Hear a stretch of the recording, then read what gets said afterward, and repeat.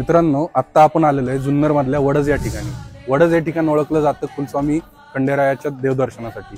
ज्यावेळेस आपण इकडे येतो त्यावेळेस याच्या परिसरामध्ये एक अशी वास्तू आहे जी अनेकांना माहिती नाहीये. ही वास्तू आज आपण बघणार आहेत.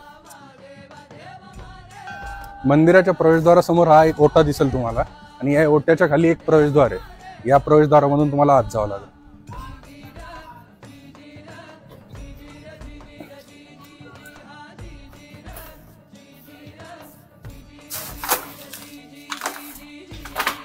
आणि या ठिकाणी आपण बघू शकता तर एक जुन्या काळातली बारव आहे, ज्याच्यामध्ये आजही तुम्ही बघू शकता खूप सुंदर असा पाणी साठा आहे आणि याचा आजही वापर होत आहे. या ठिकाणी तुम्ही हे जे स्ट्रक्चर बघितलं तर याच्यावरून आपण सांगू शकतो की पूर्वीच्या काळी या ठिकाणी मोठही बसवली जायची, की ज्या मोठेमार्फत जवळपास आजूबाजूच्या शेतीला पाणी पुरवठा केला जायचा.